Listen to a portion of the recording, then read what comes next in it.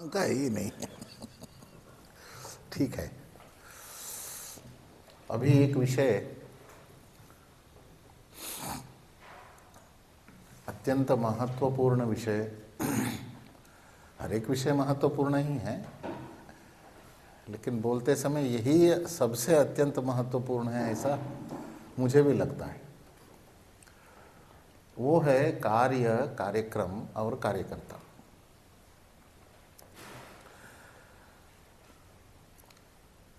सभी देश में जितने भी एनजीओ है या संस्थान हैं, संगठन हैं,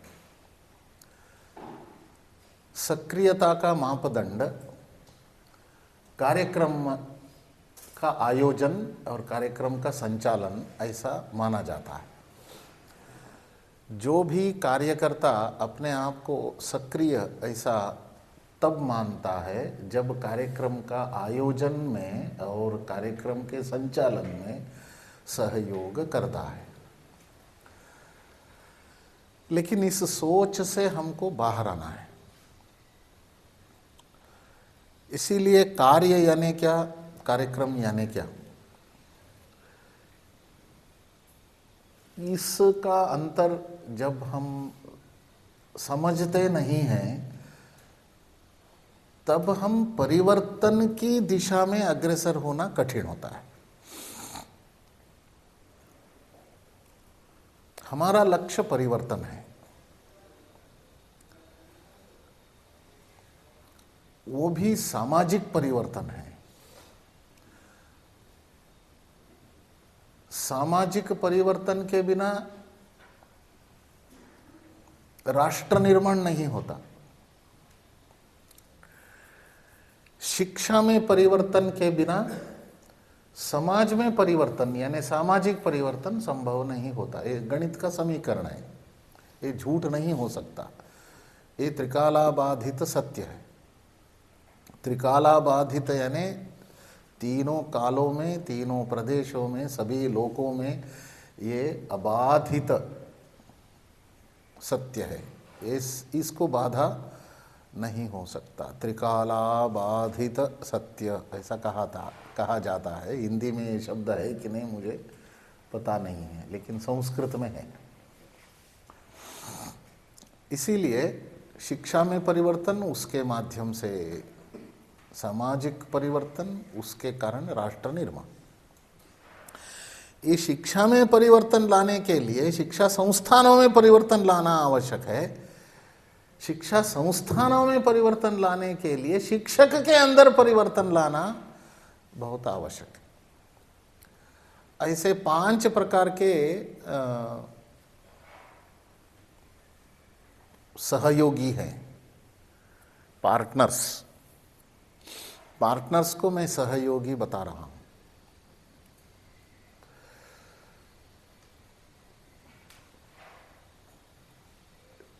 छात्र, शिक्षक, अभिभावक, संस्था चालक और विद्वान अथवा विद्वत परिषद, ऐसा हम करेंगे, बोलेंगे, पहचानेंगे। ये 5 शिक्षा में परिवर्तन लाने के लिए ये 5 लोग सहयोग करते हैं। ये लोगों को ये विषय, इन 5 लोगों के मध्य काम करने वाले शिक्षण मंडल के कार्यकर्ता को परिवर्तन का माध्यम कौन सा है ये स्पष्ट रहना आवश्यक है। क्या करने से परिवर्तन आता है। इसीलिए कार्य और कार्यक्रम के मध्य का अंतर और संबंध ये समझना बहुत जरूरी है। आपको क्या लगता है, कार्य और कार्यक्रम के मध्य का अंतर क्या है और संबंध क्या है? आजकल कार्यक्रम ही दिखता है। हाँ, हाँ, इसीलिए कार्य यानी क्या, कार्यक्रम यानी क्या?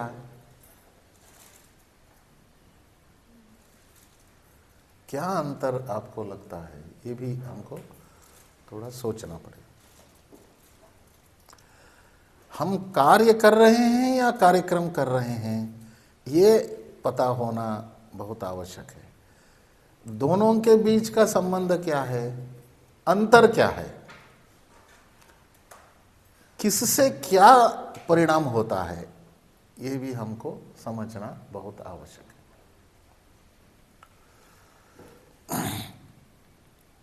ये बीच में घुसा हुआ विषय होने के कारण मैं कम समय में समाप्त करना चाह रहा हूँ, इसीलिए संवाद बाद में कर सकते हैं, मैं विषय रख देता हूँ। कार्य यानी नियमित चलने वाला और निरंतर चलने वाला कार्य होता है।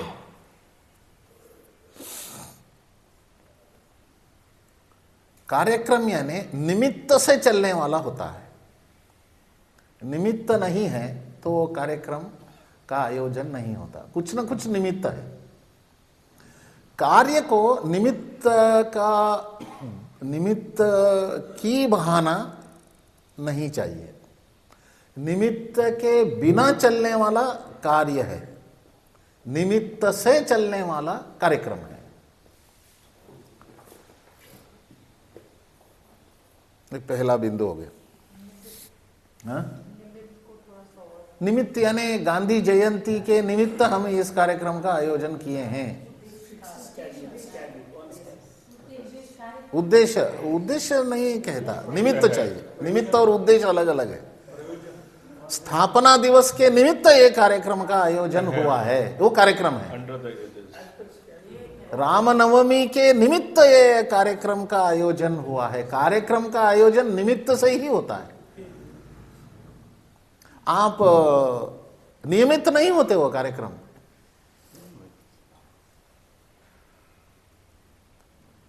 वो भी निश्चित दिन भी नहीं होता। रामनवमी के निमित्त इन 15 दिनों में, 1 महीने में कभी भी एक कार्यक्रम का आयोजन हम करते हैं। अमुक व्यक्ति के जन्म दिन है इसीलिए हम अस्पताल में फल बांट रहे हैं। निमित्त उनका जन्मदिन है अमुक व्यक्ति का। ऐसा निमित्त से आयोजन होने वाला जो गतिविधि वो कार्यक्रम कहा जाता है। हाँ? कार्य नहीं, कार्यक्रम। कारणದಿಂದ ಆಗುವುದು कार्यक्रम। उन्होंने कन्नड़ में कहा कारण से आयोजित होता है वो कार्यक्रम है, ऐसा कहा जाता है। आप अब भी थोड़ा उसके पीछे सोचना प्रारंभ करिए। मैं सोचने के लिए आहार दे रहा हूं। बहाना है ना कारण। वैसा देखा जाए, थोड़ा और भी डेप्थ में जाए तो कार्य कारण संबंध, ऐसा गीता में कृष्ण कहता है। प्रत्येक कार्य के लिए एक कारण होता ही है, कारण के बिना कार्य संभव नहीं होता। इसलिए उतना डेप्थ नहीं जाएंगे, ये ऊपरी है। यानी कार्यक्रम एक निमित्त से, एक कारण, ऐसा शब्द का उपयोग वहाँ हम करते हैं तो भी ठीक है, वो होता है। कार्य के लिए निमित्त नहीं चाहिए, वो नियमित रूप से चलता रहता।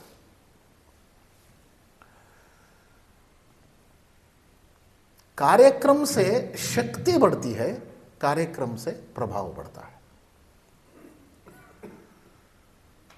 ये दूसरा बिंदु है। ये सभी लिपिबद्ध करना ही है, क्योंकि हमको, हमारे में से कुछ लोग परिचायक वर्ग में ये विषय रखना है। जैसा अपेक्षा है वैसे ही रखना है। हाँ, हमको जो लगता है वो नहीं रखना है। हमको ऐसा ही लगना है। एक ही प्रकार सभी जगह विषय पहुंचाने का दायित्व हमारा है। सिलेबस तय है, क्योंकि परिणाम जो निकालना है वो तय है। हाँ हाँ, स्टैंडर्डाइज्ड। इसीलिए कार्य से शक्ति बढ़ती है, कार्यक्रम से प्रभाव बढ़ता है।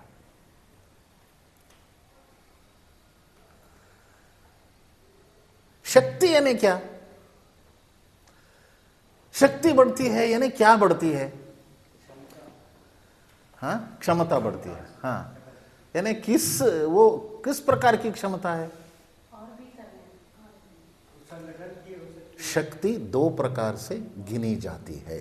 शक्ति बढ़ती है यानी दो प्रकार है उसमें। एक कुशलता की शक्ति, उनको रोकिए उधर, हाँ, उनको आने नहीं देना है।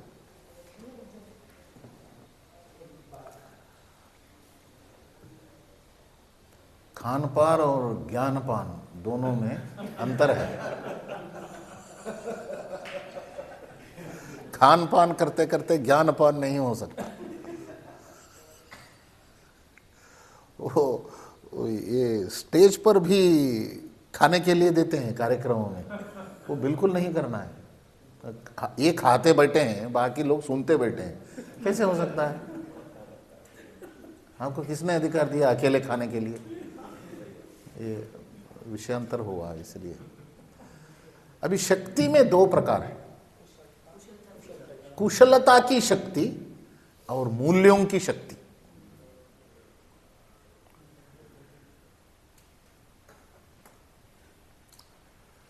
एक कार्य से ये दो प्रकार की शक्तियां विकसित होती है। कुशलताओं का विकास होने के लिए भी नियमित और निरंतर प्रयास करना पड़ता है। कुशलताओं का विकास वैसे मनमाने नहीं होता। हाँ, तंत्र की भी शक्ति होती है, मंत्र की अलग होती है। तंत्र यानी कुशलता है।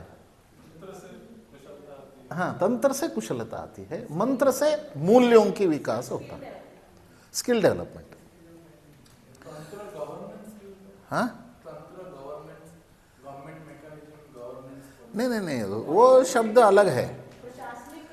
वो तंत्र वहां भी उपयोग किया जा सकता है, ये तंत्र अलग है।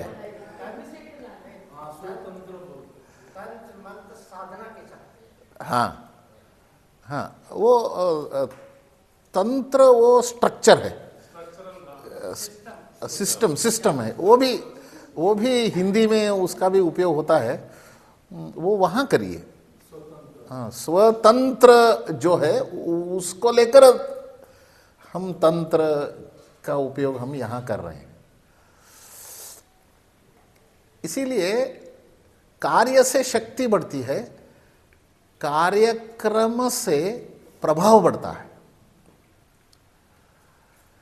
और शक्ति यानी कुशलताओं की शक्ति और मूल्यों की शक्ति, ये दोनों कार्य से विकसित होता है, कार्यक्रम से नहीं। ये कुशलता की शक्ति और मूल्यों की शक्ति यानी कुशलताएं और मूल्य कार्य से अर्जित होता है और कार्यक्रम में प्रकट होता है।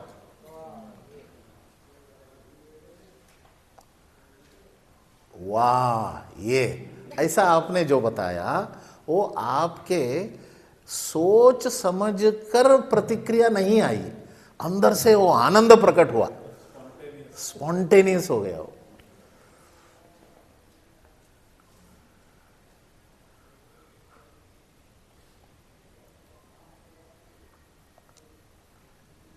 ये शक्ति आंतरिक होता है। आंतरिक, ये कुशलता की शक्ति और मूल्यों की शक्ति के कारण कार्य से आंतरिक दृढ़ता बढ़ती है, यानी वो विल पावर, ऐसा हम कह सकते हैं। आंतरिक दृढ़ता यानी विल पावर। वो विल पावर के कारण यानी जो मूल्यों की शक्ति और कुशलता की शक्ति, ये दोनों मिलाकर इच्छा शक्ति का निर्माण होता है। इस इच्छा शक्ति के कारण कार्यक्रम से संगठन की संस्कृति दिखती है। इसीलिए कार्यक्रम संगठन की संस्कृति को दर्शाती है, कार्यक्रम दर्शाता है। यानी वहां संस्कृति का प्रकट होता है। कार्यक्रम देखने से उस आयोजकों की संस्कृति वो पता चलता है। इसीलिए कार्यक्रम संस्कृति को दर्शाने वाला है। वो संस्कृति कहां उत्पन्न हुई? एक कार्य से कुशलता की शक्ति और मूल्यों की शक्ति से वो संस्कृति का विकास हुआ। वो कार्यक्रम से विकास नहीं हुआ है, संस्कृति का प्रकटीकरण वहां हुआ। वो संस्कृति इच्छा शक्ति से निर्माण होती है, वो मूल्यों से और कुशलता दोनों प्रकार की शक्तियों से वो संस्कृति का विकास होता है।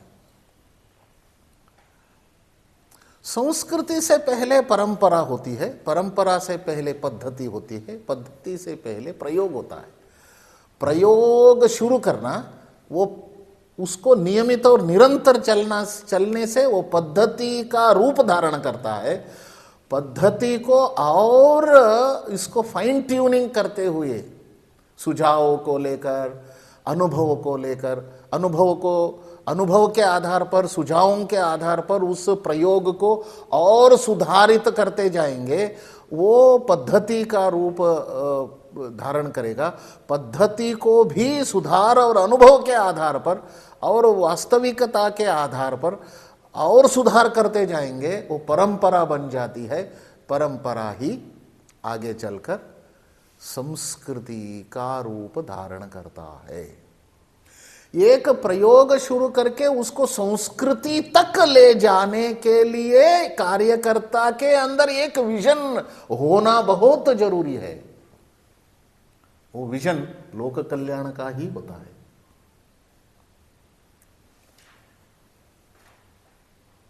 ये कार्य से ये सभी विकसित होता है, कार्यक्रम से नहीं।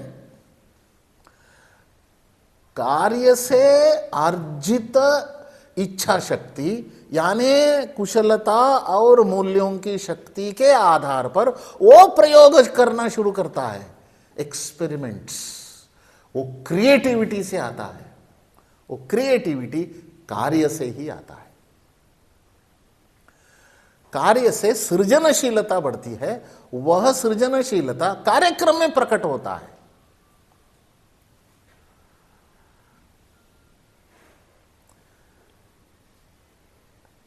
कार्य आय है, कार्यक्रम व्यय है।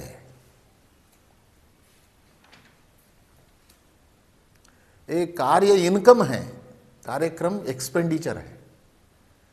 संगठन जीते रहना चाहिए और संगठन जीवंत रहना चाहिए और संगठन सफल होना चाहिए, संगठन अपने लक्ष्य की ओर दृढ़तापूर्वक आगे बढ़ना चाहिए, तो इनकम अधिक होना और एक्सपेंडिचर कम होना।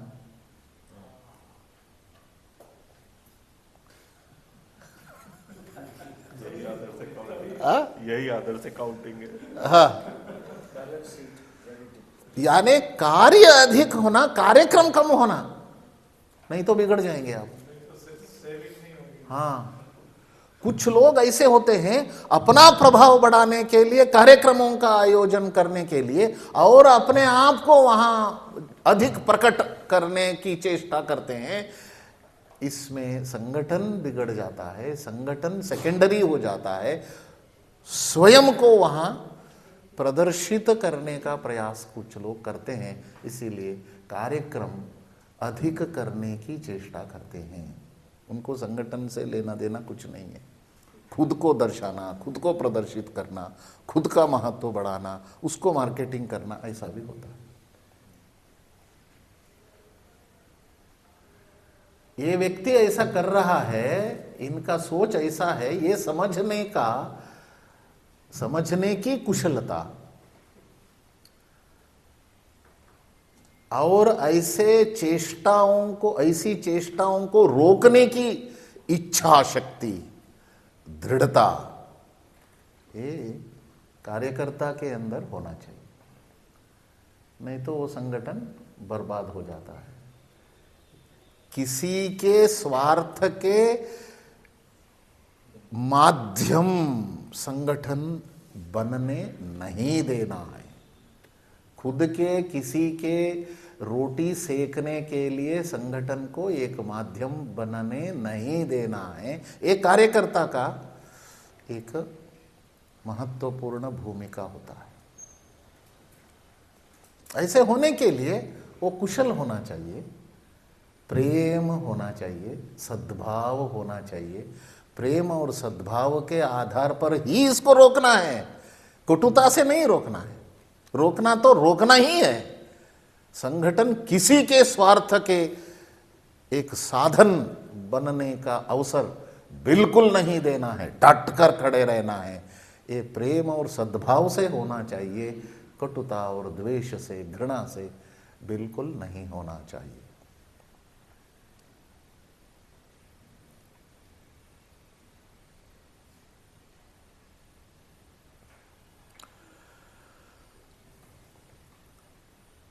अनेकों बार इसको सुने हुए कार्यकर्ता कोई बिंदु बच जाता है तो थोड़ा बता देना। और ये शक्ति के यानी कार्य से अर्जित शक्ति के आधार पर कार्यक्रम को सफल करने की चेष्टा होनी चाहिए।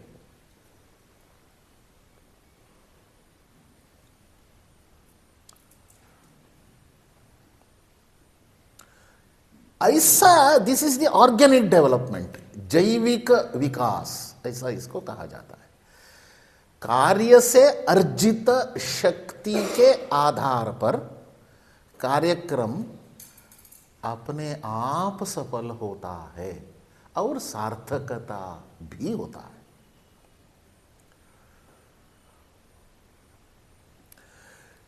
कार्य से अर्जित शक्ति से कार्यक्रम भव्य और दिव्य होता है।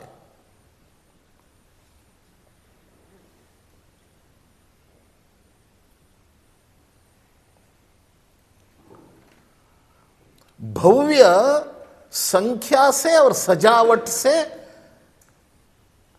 भव्यता दिखती है।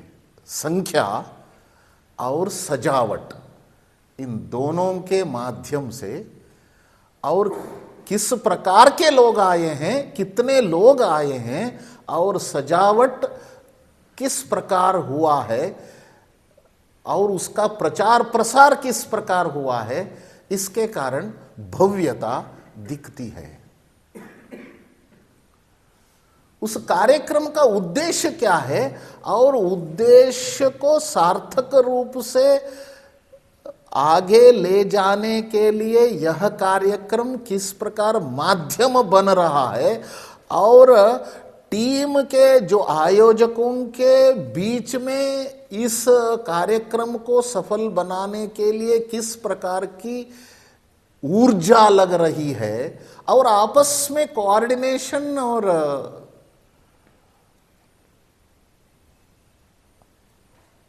कोऑर्डिनेशन कैसा है, इसके आधार पर आपस में समन्वय, आपस में संबंध, रिलेशन और कोऑर्डिनेशन एक कैसा है, और श्रेय टीम को मिलता है या व्यक्तिगत लेने का प्रयास कुछ लोग कर रहे हैं, इसके आधार पर दिव्यता तय होती है।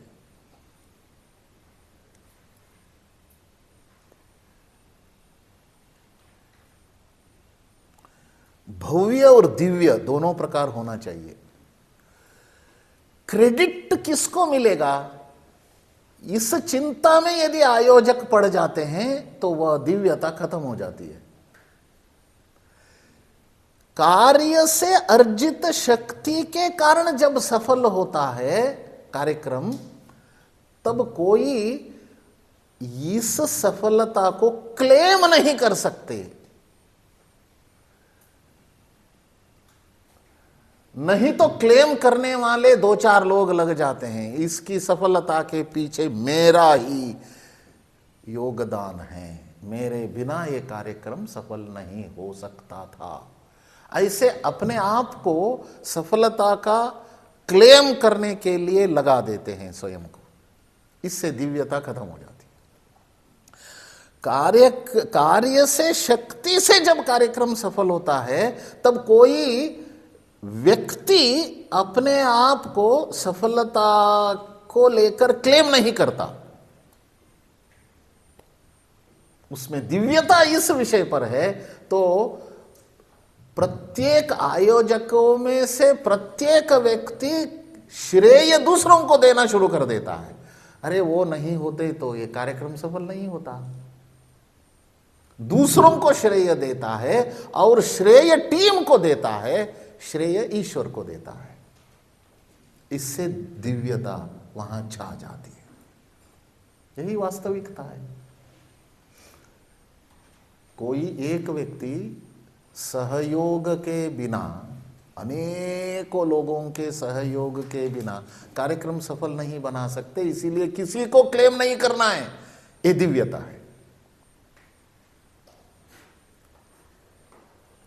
क्लेम करना आसुरी प्रवृत्ति है। आप हंस रहे हैं मैं कहने के बाद, लेकिन कुछ लोगों को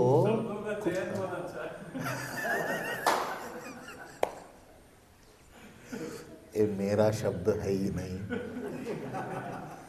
इसीलिए क्रेडिट आप मुझे देना बिल्कुल नहीं है। ये सब गीता का शब्द है, इसीलिए क्रेडिट आपको देने की इच्छा तीव्र होती है तो वो कृष्ण को क्रेडिट दे दीजिए, बिल्कुल मुझे नहीं देना है। ये उन्हीं का शब्द है।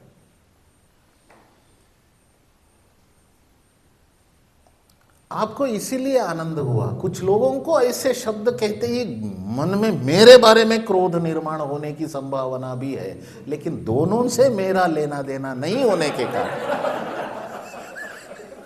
मैं बिंदास शब्दों का उपयोग कर देता हूं, क्योंकि मुझे लेना देना नहीं है। कोई क्रोधित हो गए वो उनका प्रॉब्लम है, ये खुश हो गए उनका ही है विषय, मेरा है ही नहीं। मैं जो है वैसे बता देता हूं। वियरलेस, हाँ ये युवा है।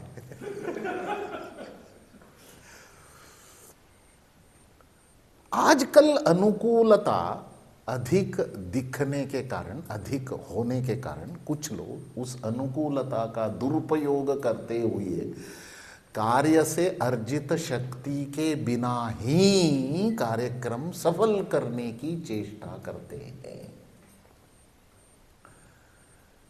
वाइस चांसलर से, रजिस्ट्रार से सर्कुलर निकलवाना, सीबीएसई से सर्कुलर निकलवाना, यूजी से सर्कुलर निकलवाना, जबरदस्ती बैठाना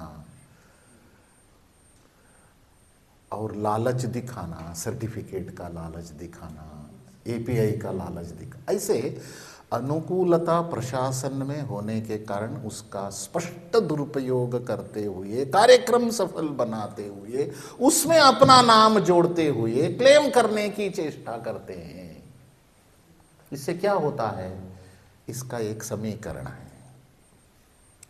अनुकूलता को दुरुपयोग करते हुए अनुकूलता में मन को फंसा देते हैं, मन फंस जाता है।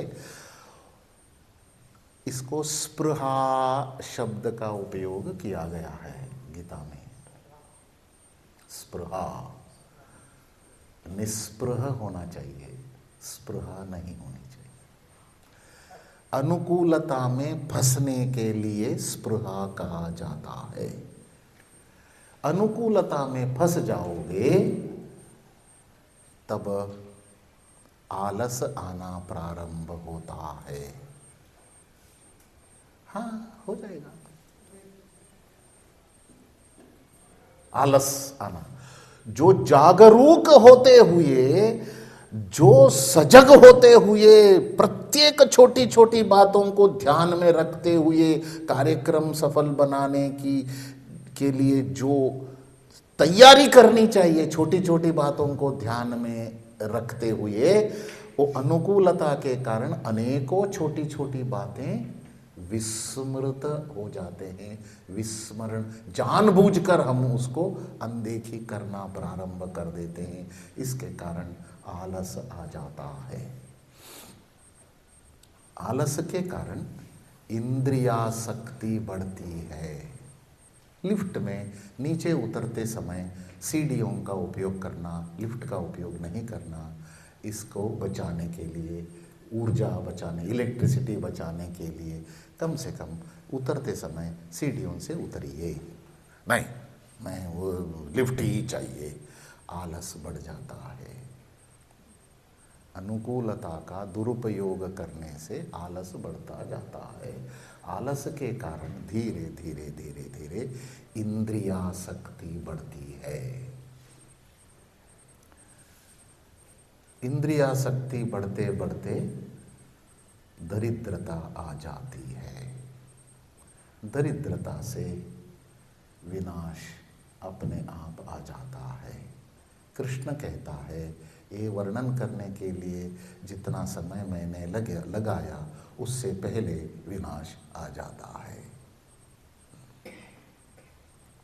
इसीलिए कार्य से अर्जित शक्ति के आधार पर अपवाद हो सकता है, अनिवार्यता के कारण अपवाद हो सकता है, लेकिन नियम नहीं बनना चाहिए, पॉलिसी नहीं बनाना चाहिए।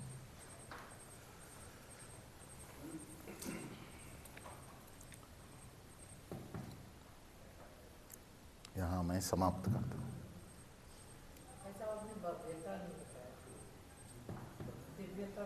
भव्यता का बताया मैंने, भव्य को बताया, संख्या अधिक हुआ, कितने लोग आए, किस प्रकार के लोग आए, सजावट कैसा था, प्रचार प्रसार कैसा था, ये सभी भव्यता का लक्षण है।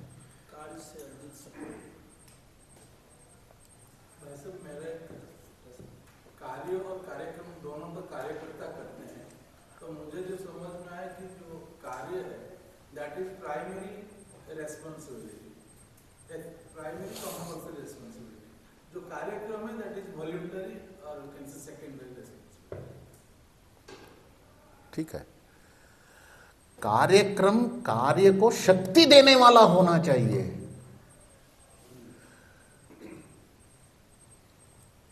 कार्यक्रम के कारण कार्य को ही शक्ति मिलना चाहिए, ऐसा होना चाहिए। कार्यक्रम से प्रभावित हुए लोग अपने आप को जोड़ने के लिए, अपने आप को जोड़ने के लिए, आगे यात्रा करने के लिए, इस साधना की यात्रा, परिवर्तन की यात्रा में आगे बढ़ने के लिए आपको कार्य का रुचि दिखाना पड़ता है। कार्य ही नहीं है तो कार्यक्रम से हो गया। बता रहे थे ना, संजय जी बता रहे थे, भाषण सुना और आगे क्या, अगला भाषण तक राह देखना पड़ेगा, और अगला भाषण उन्हीं का चाहिए, उसी व्यक्ति का चाहिए, दूसरों का है सब बेकार है, बिलो, अरे उन्हीं का चाहिए, उनको बुलाइए तो मैं आऊंगा, खत्म। ये कार्य नहीं होता। कार्य परिवर्तन की दिशा में प्रत्येक व्यक्ति को उत्प्रेरित करने वाला होता है, उत्प्रेरित। वो मूल्य और कुशलता की शक्ति के कारण मनुष्य के अंदर जो कार्य से गुजरते हुए जाता है वो साधक ही बनता है। साधकों को तैयारी करने के लिए कार्य आधार बन जाता है। हमको साधकों को तैयार करना है, कार्यक्रमों का आयोजक तैयार नहीं करना है, साधक तैयार करना है। इसीलिए कार्य है। साधक आयोजन कर सकता है, साधक सब कुछ कर सकता है, इसीलिए साधक चाहिए हमको, केवल आयोजक नहीं चाहिए। हाँ जी, कार्य और कार्यक्रम दोनों में संसाधन लगते हैं, उनका क्या? ठीक है, मुझे छेड़ रहे हैं।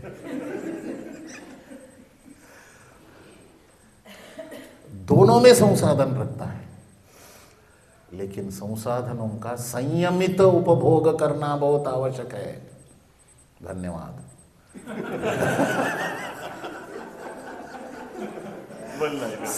संसाधनों का संयमित उपयोग करना आवश्यक है। और मैं फिर से मैं उन्हीं के पास जाता हूं, मेरे वो मित्र हैं, उनके पास ही जाता हूं। वो कहता है अधिष्ठानम तथा कर्ता करणंच पृथग्विधम विविधाश्च पृथक चेष्टा दैवम चैवात्र पंचमम।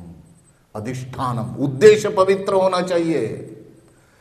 अधिष्ठानम तथा कर्ता, जो कर्ता करने वाला कार्य करता वो भी पवित्र भाव से करना चाहिए, भाव शुद्धि होना चाहिए। ये दूसरा हो गया, अधिष्ठानम तथा कर्ता। करणंच पृथग्विधम, करणम वो संसाधन जो उपयोग करते हैं, वस्तु साधन सामग्री जो कार्यक्रम को सफल बनाने के लिए उपयोग किया जाता है वो भी पवित्र होना चाहिए। ये तीसरा हो गया। और चौथा विविधाश्च, वो कार्य सफल बनाने के लिए एक मार्ग से नहीं दूसरे मार्ग पकड़ा, दूसरे मार्ग से नहीं तीसरे मार्ग पकड़ा, ऐसे अनेकों चेष्टाओं को जो करते हैं, जो मार्ग अपनाते हो वो मार्ग भी पवित्र होना चाहिए। उद्देश्य, कर्ता, कार्यकर्ता और साधन सामग्री, और उन साधन सामग्री के लिए जिस मार्ग को आप अपनाओगे वो मार्ग भी पवित्र होना चाहिए। ये चार जिनका पवित्र होता है उनको ही मैं मदद करते हुए उसको सफल और सार्थक बनाने के लिए मैं भी जुड़ जाता हूं। दैवम चैवात्र पंचमम, वो पांचवा आशीर्वाद ईश्वर का, ये चार पवित्र है तो मिलता है, वो प्रदूषित हुआ तो आपको मिलने की संभावना नहीं है। फिर भी ईश्वर को भी टक्कर लेते हुए कुछ लोग कार्यक्रम सफल बनाने का प्रयास करते हैं, ये टिकता नहीं है, वो दिव्य नहीं हो सकता। अहंकार से कुछ लोग कार्यक्रम सफल बना लेते हैं, वो टिकता नहीं है, वो विफल, बुरी तरीके से विफल होता है, ये शीघ्र ही पता चल जाता है। ऐसे भी लोग हैं।